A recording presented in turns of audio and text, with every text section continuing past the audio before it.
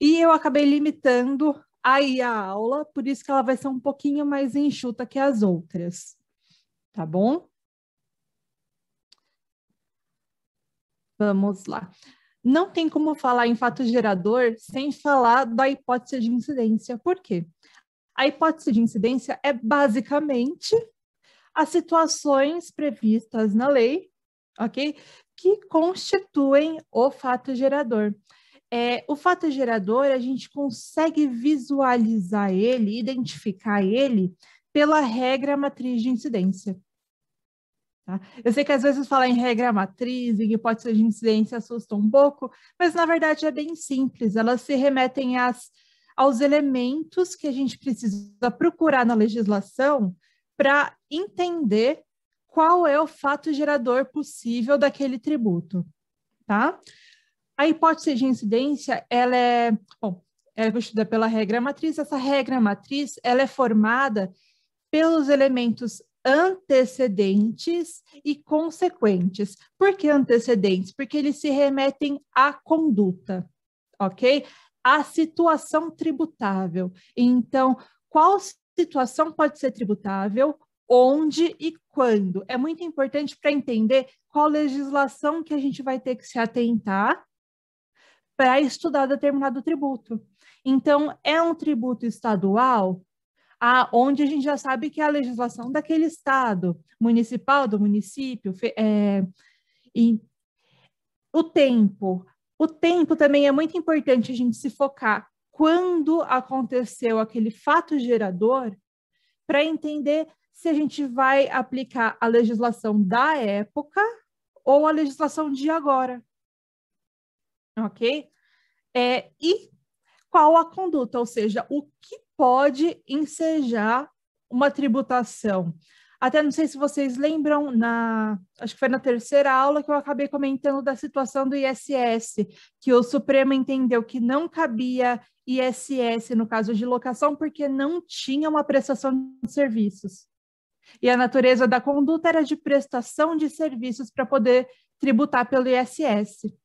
Ok? Então, é muito importante entender esses elementos antecedentes. E os consequentes, por que consequente? Porque realizou aquela conduta em determinado local, determinado tempo, vai gerar uma obrigação para um sujeito de pagar determinada quantia. Então, os elementos consequentes nada mais são do que o sujeito e a quantia que ele vai pagar. Ok, até aqui? Ok, então tá bom. Aqui, para ficar um pouquinho mais fácil de visualizar, então, os elementos antecedentes da regra matriz de incidência, tá? Só voltando, recapitulando, o fato gerador é identificável pela hipótese de incidência, a hipótese de incidência é identificável pela regra matriz de incidência, que é formada por esses elementos. Então, os elementos antecedentes, que são aqueles que configuram a situação tributável, que seria o critério material, ou seja, o quê? Ok? Qual a situação que pode ser tributável? O critério temporal, quando? Tá? Quando ela ocorreu? Qual a legislação que eu vou aplicar? E o critério espacial, onde? A legislação de onde que eu vou aplicar? Ok? É federal, é municipal, é estadual? Tá? É mais de uma? Sempre tem a regra geral, claro, e as locais, né? E os consequentes, ou seja, aconteceu aquela situação, quem vai ter uma obrigação? E essa obrigação vai ser o quê? Então, nos consequentes, tem o critério pessoal, quem vai ser afetado é o contribuinte, é o responsável tributário, tá? E quantitativo. O que significa essa obrigação? Qual é o encargo que ele vai ter que pagar? Ok? Então, tá bom. Para entender um pouquinho melhor como a gente identifica essa hipótese de incidência, para não ficar tão abstrato, eu trouxe o artigo 195 da Constituição, tá? Que trata das contribuições para a Seguridade Social. Então, aqui, ele traz uma série de pessoas que podem ser sujeitos passivos, uma série de situações que podem ser tributáveis, ok? Olha quanta forma de tributar, quanta situação a gente tira de um artigozinho da Constituição. Essa contribuição para a Seguridade Social, ela pode recair sobre o empregador, ok? Empregador, empresa, ou seja, uma empresa ou uma entidade equiparada, uma cooperativa, um profissional liberal que emprega alguém. Então, sendo empregador, ele vai contribuir, ele vai poder ser tributado dessa forma, tá? Não necessariamente vai contribuir. Ali na Constituição, a gente tem o que pode vir a acontecer, a legislação que pode vir a ser criada, tá? Não necessariamente já está constituindo esse tributo. Tanto que vocês vão ver que é desse artigo que sai o PIS, o COFINS e afins, ok? Então, o empregador, seja uma empresa, seja uma entidade equiparada e afins, ele vai poder ser tributado em relação à folha de salário, ok? Se ele pagou alguém, alguma pessoa física, ele vai poder ser tributado em relação a essa contribuição, ok? Vai incidir essa contribuição para ele, se ele pagou uma pessoa física. Se ele recebeu receita ou faturamento, pode incidir essa contribuição para ele também. E se ele oferiu lucro, também pode incidir essa contribuição para ele. Ou seja, ele pode ser tributado, ele pode ser compelido a contribuir com a Seguridade Social em 4 situações. Ok? Eu falo 4 se a gente separar receita de faturamento, mas acaba estando ali vinculado, né? Ou seja, em 3 situações. Se ele pagou uma pessoa física, se ele recebeu receita ou faturamento, e se ele oferiu lucro. Entenderam até aqui? E aí a legislação infraconstitucional vai trazer o onde e o quando, ok? O trabalhador e os outros segurados da Previdência Social, eles podem vir a ser tributados a não ser, né, sobre o que eles venham a receber pela sua força de trabalho e afins, exceto aqueles que recebem aposentadorias e outras pensões, ok? Outros benefícios previdenciários. Em relação à receita de concurso e o importador, sobre os bens e serviços do exterior, vindos do exterior, e tem também um monte de situação na legislação que acaba equiparando outras empresas ao importador. Nesse caso, elas podem vir a ser contribuintes também, ok? Aqui a gente está dando uma passada geral, é claro que cada tributo acaba tendo as suas variações dentro da lei, então aqui é só com base no que está na Constituição, tá bom? Então, ainda para exemplificar um pouquinho mais, eu separei os critérios antecedentes e consequentes para vocês. Então, por exemplo, da contribuição. A contribuição do empregador da empresa ou entidade a ela equiparada pode ser instituída quando critério material ele pagar ou creditar algum rendimento justificado pelo trabalho de uma pessoa física, ok? Quando ele oferir receita, quando oferir lucro. O critério temporal, qual seria esse critério para essas situações? No caso do pagamento de pessoa física, quando for feito o pagamento, ok? Na receita, quando for oferida, para facilitar também a declaração e a fiscalização, em relação à receita e trabalho afins, acaba fazendo periodicamente. Então, imagina, recebe, né, valores numerário todo dia do mês, em vários horários, você não vai ficar declarando toda hora. Então, geralmente declara uma vez por mês, uma vez a cada trimestre, né? Depende de como a lei determinar. Sempre feito de forma a facilitar a fiscalização. Ok? Opa! Aqui. Em relação ao critério espacial, como é um tributo da União, a gente coloca território nacional, então, no caso, Brasil, tá? Em relação ao pessoal, o sujeito ativo aqui acaba sendo a união em todas as hipóteses, e o passivo, né, o empregador, empresa, entidade equiparada. E o quantitativo depende do que está na legislação infraconstitucional, ou seja, qual é a base de cálculo que foi definida, ok? Qual a alíquota possível? Então, ali a gente fala de receita bruta, por exemplo. Vem a legislação e fala que receita bruta é o valor que entrou, o faturamento, excluído uma série de coisas. Então, tira as notas canceladas, né? O Supremo entendeu que pode excluir também, em alguns casos, o ICMS. Então, a receita bruta é essa receita tratada, por assim dizer, o faturamento tratado, ok? Em que exclui o que não integra, de fato, o patrimônio da empresa. Aqui, para deixar ainda um pouco mais claro, eu trouxe o PIS e a COFINS, que são, acho que, as mais populares, né, no caso dessas contribuições. Então, o antecedente material, temporal e espacial é aquele que a gente falou, o pessoal também. No quantitativo, que aqui que acaba ficando um pouquinho diferente, a Lei 10.637 de 2002, ela traz que incide sobre a receita bruta, ok? Que é o que eu acabei de falar, que é a receita com algumas deduções. Em regra geral, a alíquota seria 1,65, mas tem muita exceção, muita alíquota diferente. Tá bom? Gente, ficou claro até aqui? Então tá bom. Agora, entendendo a hipótese de incidência, a gente consegue passar para o fato gerador em si.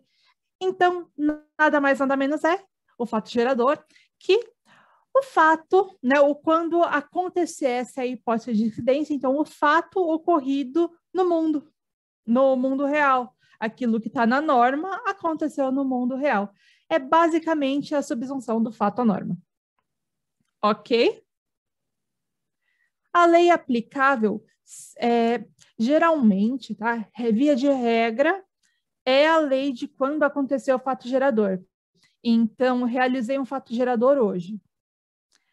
Não importa que eu não tenha declarado, tá? Né, que eu não tenha declarado e o fisco veio a constatar, veio a fazer o lançamento só daqui a 3 anos.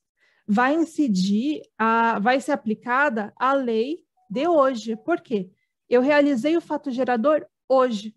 Tem algumas exceções? Tem, a gente já vai chegar lá. Mas, via de regra, é sempre a legislação da data de ocorrência do fato gerador. Em relação à base de cálculo, alíquota, tá? Essa forma. O lançamento não se confunde com o fato gerador. Ele é só a formalização do fato gerador. Ok? Perfeito. Em relação à validade, fato gerador independe, tá, da validade dos atos. Aconteceu? Estava previsto na legislação? Beleza, realizou o fato gerador. Tá? Claro, tem algumas peculiaridades que a gente já vai entrar nelas em relação à condição suspensiva e tudo mais, mas, via de regra, foi realizado, ele já está apto a produzir efeitos, ok? Só tem um porém, que se for feita alguma fraude e a fazenda constatar que nenhuma omissão de receita, enfim, né, sonegação, operações, como até o caso que eu trouxe aqui, simula uma venda, mas, vou dar um imóvel para o meu irmão, tá? Vou doar. Aí, para não ter que pagar o ITCMD, não ter que pagar 4%, a gente simula ali um contratinho de compra e venda para pagar 2 só. Entendeu? Se a fazenda pega, ela pode cobrar a diferença, além de todas as penalidades cabíveis. Tá? Então, é complicadinho. Bom, até aqui, ok? Perfeito. Como eu já disse, se aplica imediatamente, né, a legislação tributária, ela vai ser sempre a da data de ocorrência, mas tem algumas exceções, tá, em relação o fato gerador que aconteceu e foi apurado depois, quando a lei for interpretativa, porque não tá tendo nenhuma mudança na lei de fato, só teve uma mudança no entendimento dela. Então, está ali dentro do prazo prescricional, a gente vai ver isso também na próxima aula, está dentro do prazo prescricional, foi discutido já eventualmente em juízo, né? Então, tem como aplicar, tá, essa mudança quando ela é interpretativa ao fato gerador que já aconteceu. E quando a gente fala de ato não definitivamente julgado, ou seja, está em processo administrativo ou judicial, a gente pode aplicar a lei nova, o entendimento novo ao fato pretérito, quando esse entendimento novo, essa lei nova, deixar de definir ele como uma infração, tá? Quando deixar de tratar ele como contrário a alguma exigência, ou seja, tinha uma obrigação acessória, uma exigência na lei, que não foi cumprida. Mas quando foi apurar esse fato gerador, fazer o lançamento, né, de ofício, fins por homologação, quando foi apurar, quando foi verificar o que aconteceu, já tinha deixado de ser uma exigência. Tá? Então, pode aplicar essa mudança, mesmo que na época fosse. A não ser que essa apuração tenha verificado alguma fraude, ok? Algum ato fraudulento na realização do fato gerador. Tudo bem? Ou seja, não aconteceu nenhuma fraude. Beleza, vai deixar de exigir. Tá? E aqui fala em não tem implicado em falta de pagamento. Gente, a grande maioria dos lançamentos feitos depois por homologação é porque não teve pagamento.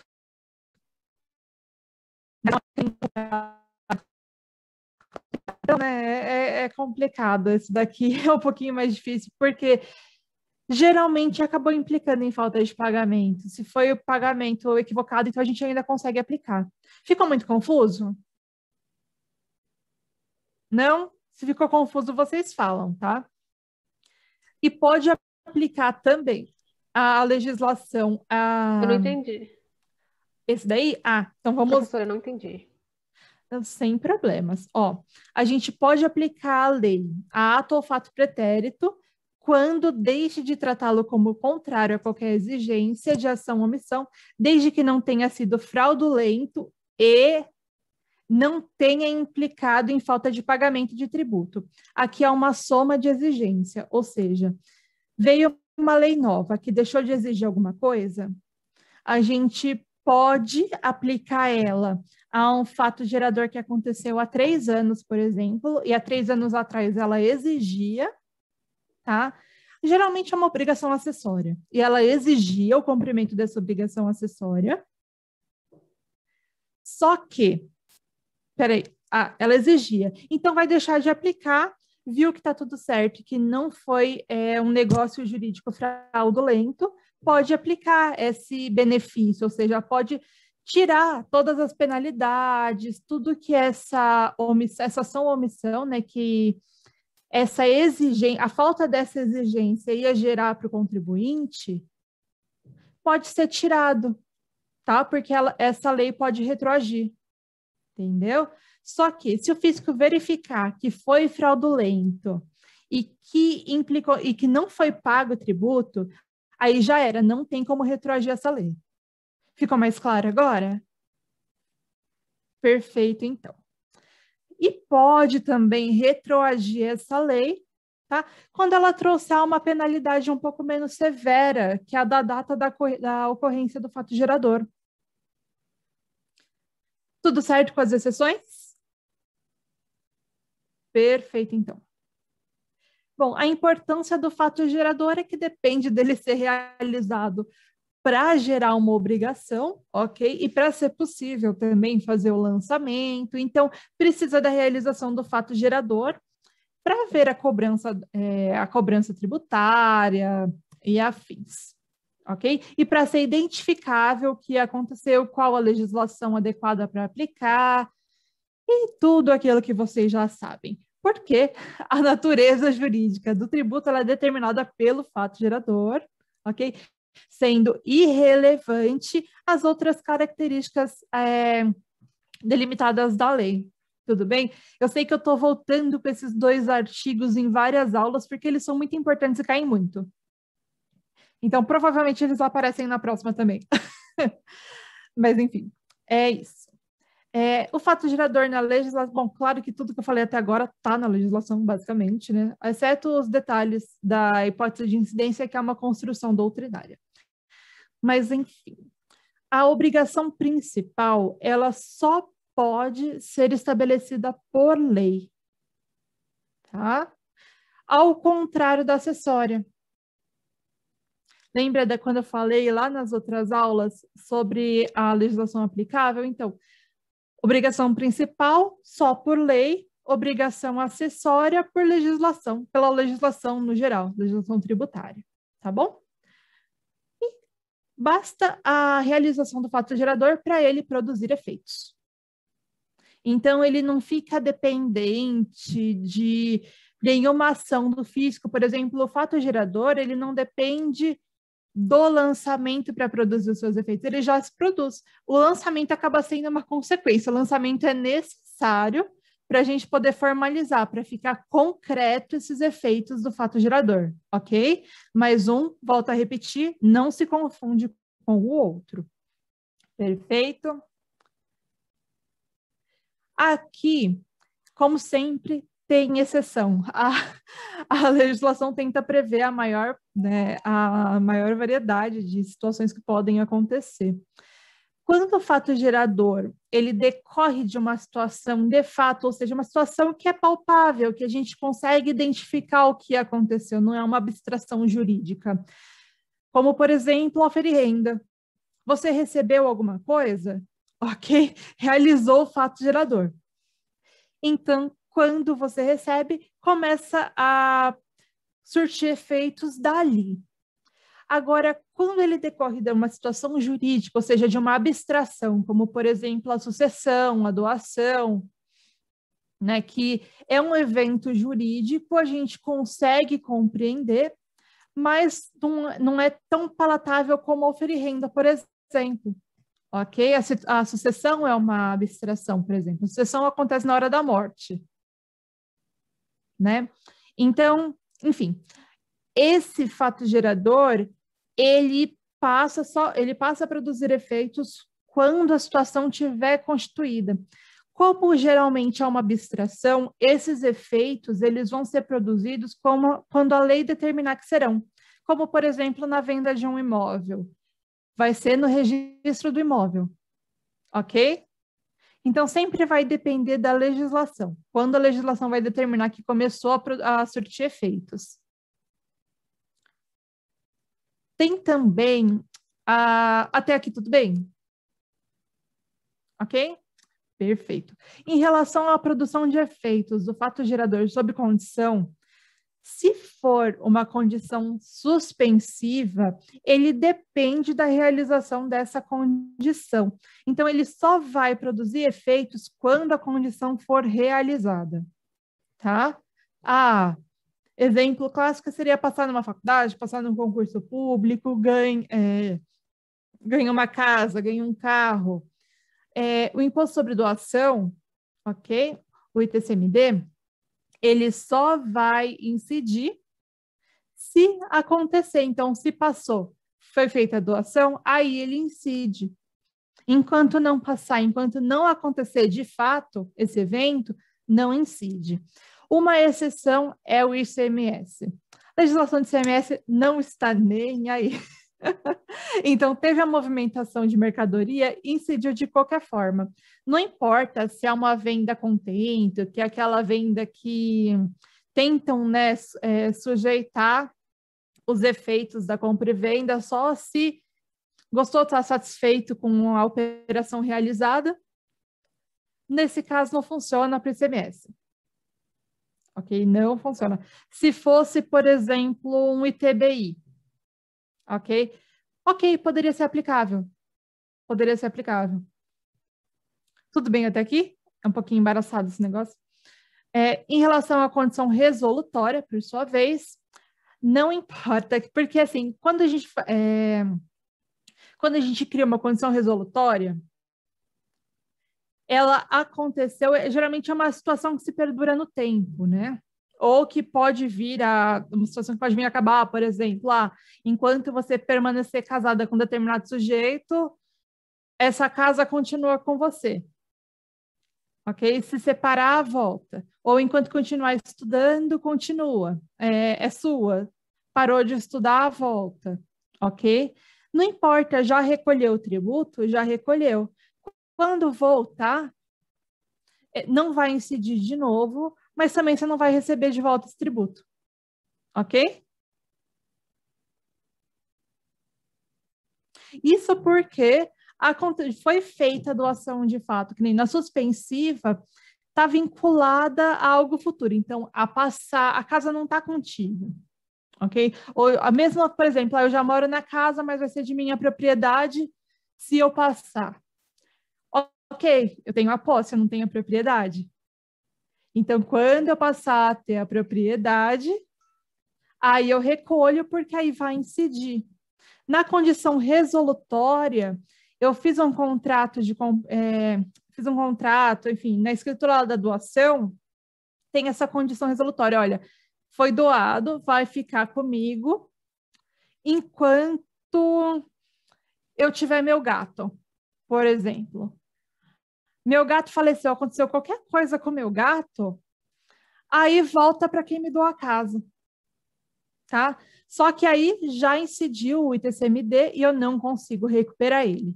Tudo certo, gente? A matéria é basicamente isso. Por isso que eu falei que era bem curtinho. Certinho? Nenhuma dúvida? Então vamos para as questões. Momentos de emoção. Agora que o bicho pega, que você vê se entendeu mesmo ou não.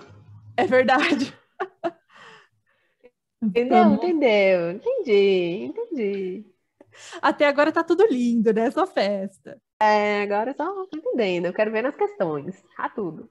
Ixi, vamos lá que acho que eu trouxe bastante até hoje. Veremos. Ó, a regra matriz de incidência tributária é um ferramental para que se possa identificar todos os critérios informadores da norma geral e abstrata de conduta que prescreve a incidência do tributo. A regra matriz de incidência tributária é formada a partir da revelação de diversas proposições prescritivas que, não raras às vezes, encontram-se esparsas por numerosos diplomas normativos. Estrutura-se da seguinte forma: na hipótese da norma, também chamada de descritor, antecedente ou suposto, haverá a descrição hipotética de um evento portador de expressão econômica. O consequente normativo, também denominado de prescritor, prescreve os efeitos irradiados caso aconteça o fato abstratamente descrito na hipótese. Com relação ao assunto, identifique como verdadeiras ou falsas as seguintes afirmativas. Ok, vamos na primeira. Os critérios que compõem a hipótese tributária são o material, o espacial e o temporal. O prescritor será formado pelos critérios pessoal e quantitativo. Este formado pela base de cálculo e alíquota, aquele composto pelos sujeitos ativos e passivos. Vocês acham que é verdadeira ou falsa? Falsa. Falsa. Ó, temos uma divergência. Tem gente que acha que é verdadeira, gente que acha que é falsa. Vindo aqui pelas expressões de vocês. E aí, por que falsa?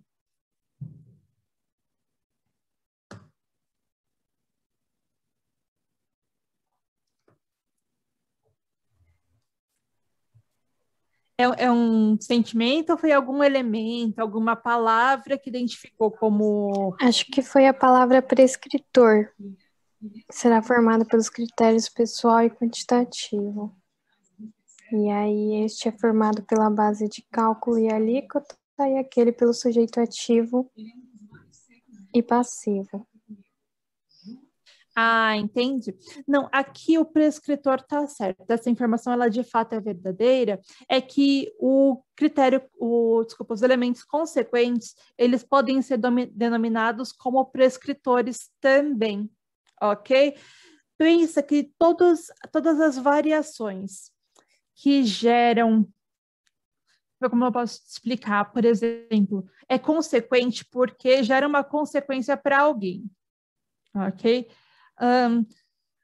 Eu vou fazer uma associação meio chula, assim, meio boba, mas às vezes acaba ajudando. Você vai num médico, ele te prescreve um remédio. Esse remédio foi a consequência da dor que você teve, ok?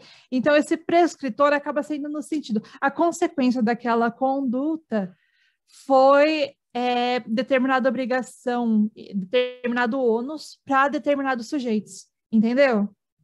Foi, é uma associação meio tosca, mas eu acho que... Sim, ficou claro agora. Ah, perfeito. Bom, a segunda. O critério material contém a descrição do comportamento que, se ocorrido em determinadas coordenadas de tempo e de espaço, fará interromper o vínculo jurídico prescrito pelo consequente. Ele é a descrição objetiva do fato.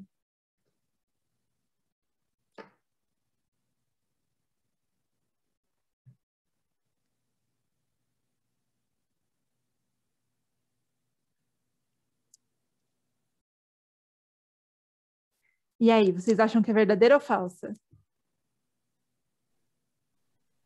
Eu acho que é verdadeiro.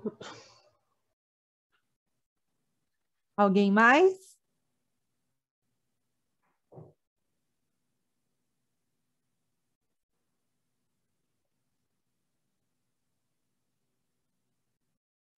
Aliás, eu não sei, eu tô com dúvida nesse pedaço aqui. Fará irromper o vínculo jurídico prescrito por consequência. Mas, não sei.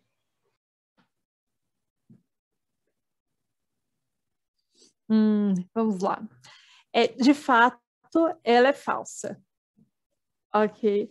Ela, no caso, se acontecer, ele não afeta, né, o vínculo jurídico e romper, ele não, né, ele não afeta de nenhuma forma negativamente, ou poderia vir a causar qualquer ruptura e nem gerar um vínculo jurídico. Ok. Não, eu acho que como eu posso te explicar isso de uma forma melhor? Aqui, em relação à descrição objetiva do fato. O grande problema mesmo dessa questão está aqui, tá? Ele não é a descrição objetiva do fato. O critério material, ele é um dos elementos que compõe essa descrição objetiva, tá? Ali no irromper o vínculo, aqui, acabei me atrapalhando aqui na explicação, mas não tem nada a ver. O erro dessa frase está na descrição objetiva do fato. A descrição objetiva, então, é a regra matriz de incidência que abrange todos os elementos, não só o material. Ok? Perfeito. A terceira. O critério temporal é aquele no qual se encontram as coordenadas de tempo em que, se ocorrer o fato descrito no critério material, irromperá a relação jurídica prescrita pelo consequente. O critério espacial, por sua vez, é aquele no qual se encontram as coordenadas de espaço estabelecidas pelo legislador como local em que, se concretizar o comportamento presente no núcleo da hipótese de incidência tributária, nascerá a relação jurídica prescrita pelo consequente normativo. Vocês acham que é verdadeira ou falsa?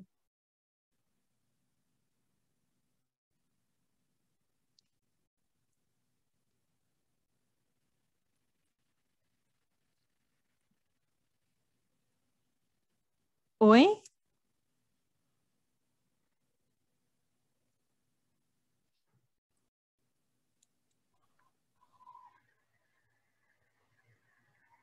E aí, verdadeira ou falsa?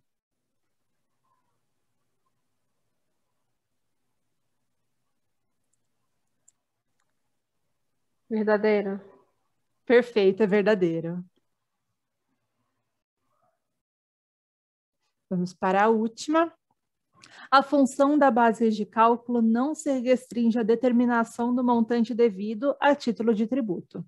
São 3 as suas funções. 1.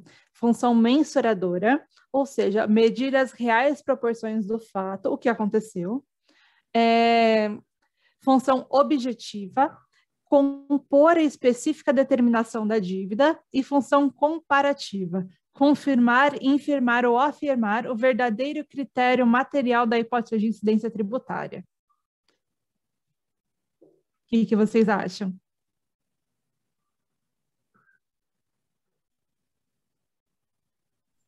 Acho que é verdadeira.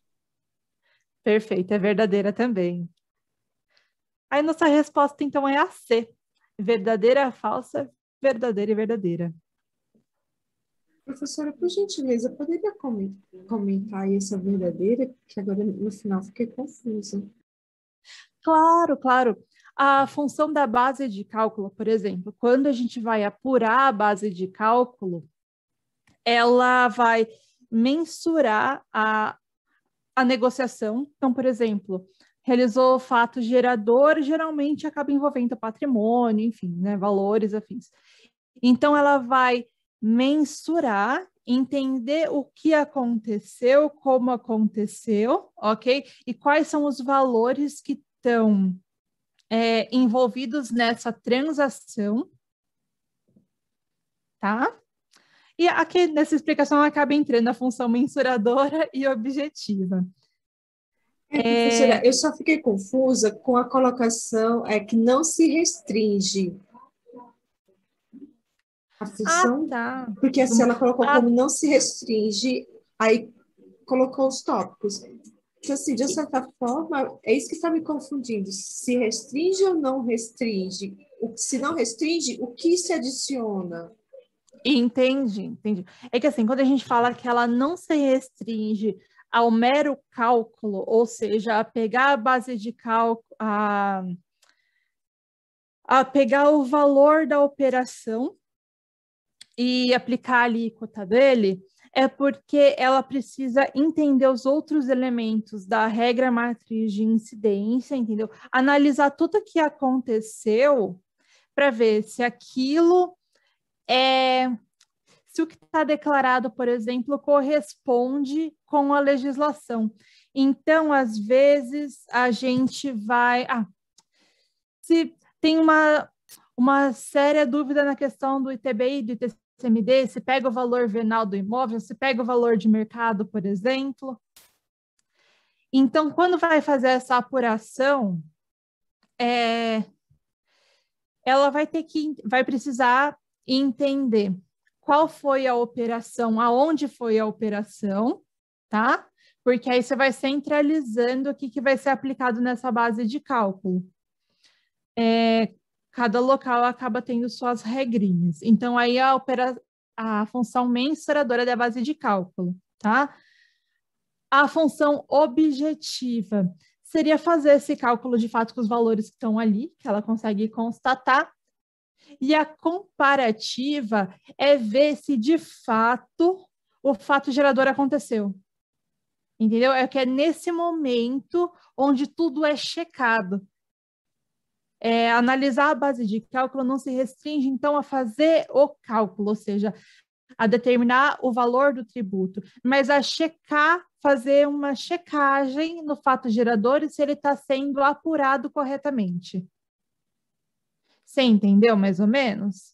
Por exemplo... entendi agora, professora, porque assim, quando coloca assim, a função não se restringe à determinação do montante devido ao título do tributo. Ok, não se restringe a isso. Aí fala quais são as 3 funções a qual elas determinam. Então, eu fiquei pensando, se não se restringe, o que seria mais, entendeu? Mas agora ficou claro para mim que, no caso, além das 3 funções de mensurar, de objetivar, de confirmar, né, de comparar, podem entrar outras incidências nessa base de cálculo.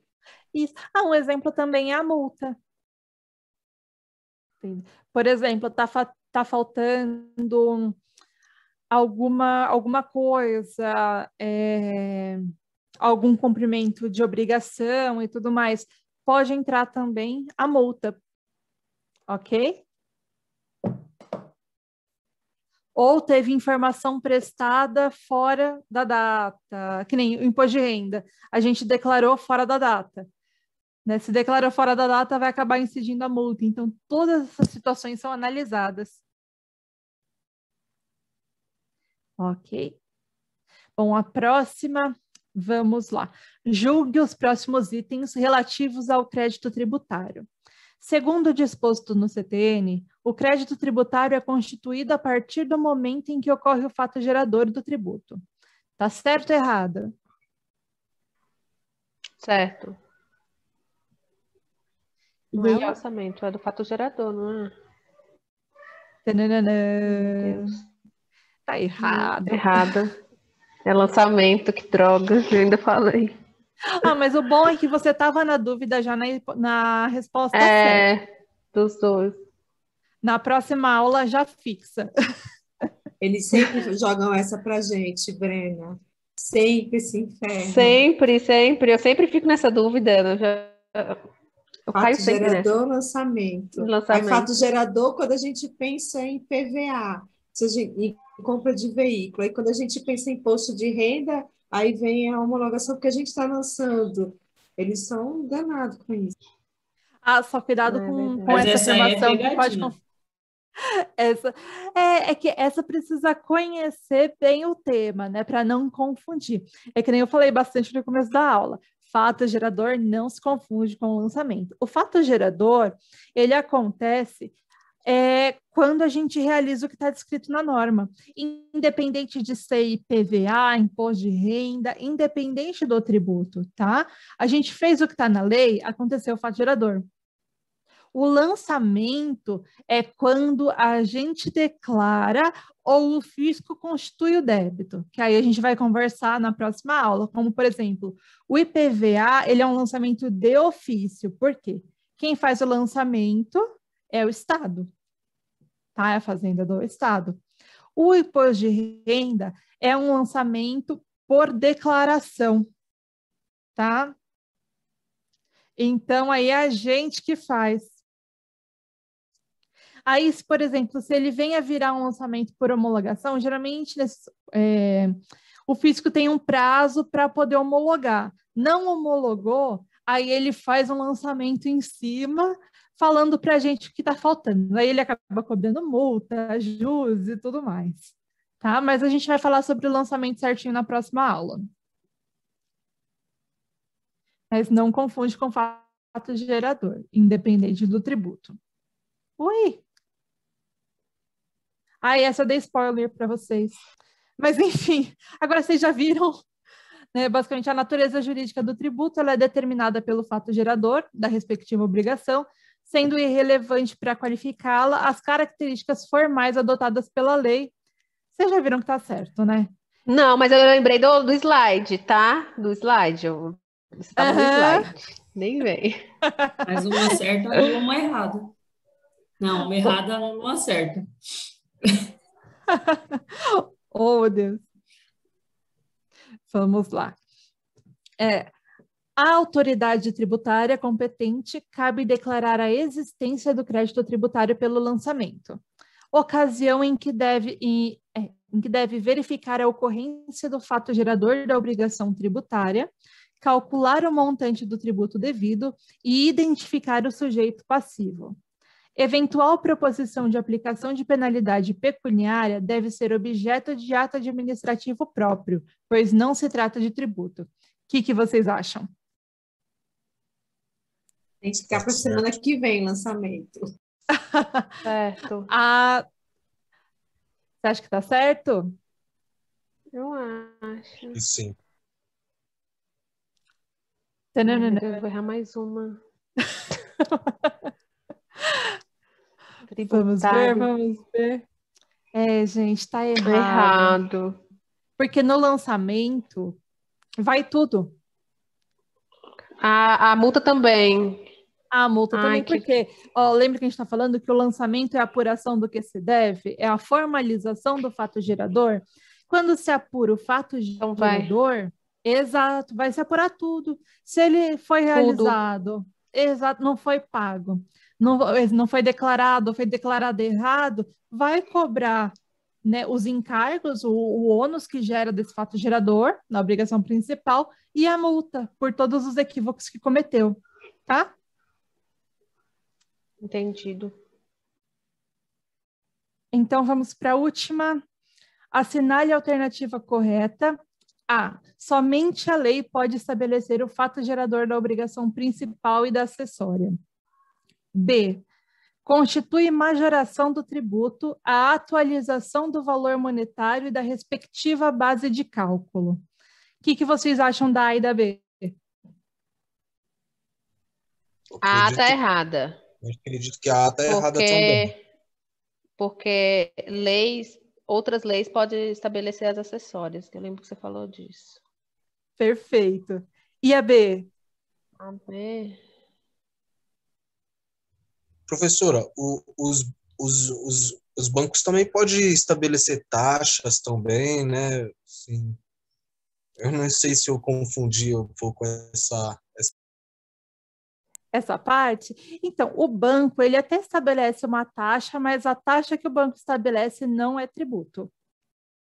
Tá? Taxas bancárias aí tem outra natureza, porque são taxas entre particulares. Elas não são, por mais que na prática elas sejam compulsórias, né? Na teoria, elas não têm a compulsoriedade de um tributo, por exemplo, elas são pagas para o banco. Ok? Professora, a majoração, acho que é por alíquota, né? Tem a majoração de tributo. A atualização monetária é só atualização. É só atualização, perfeito.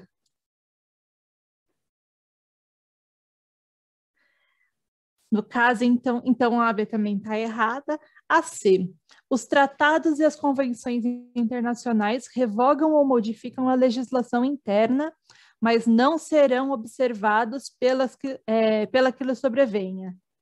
Ou seja, os tratados e as convenções, eles podem revogar ou modificar a legislação, mas eles não vão ser observados pelas próximas legislações.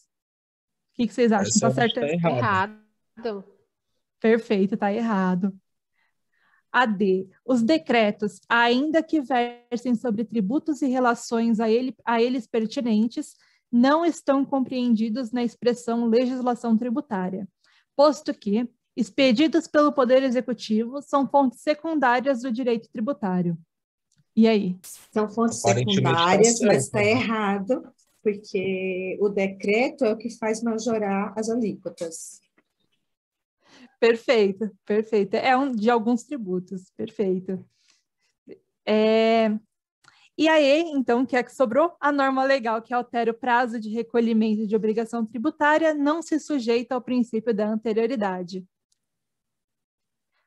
Nesse caso, tem até uma súmula vinculante, a súmula vinculante número 50, tá? Falando exatamente isso, ok? Gente, é isso. Qualquer dúvida, pode entrar em contato comigo, tá? Eu agradeço pela participação de vocês, espero que tenham entendido tudo. Se não entendeu, também não tem problema, que a gente tem a próxima aula, a gente vai retomar algumas coisas.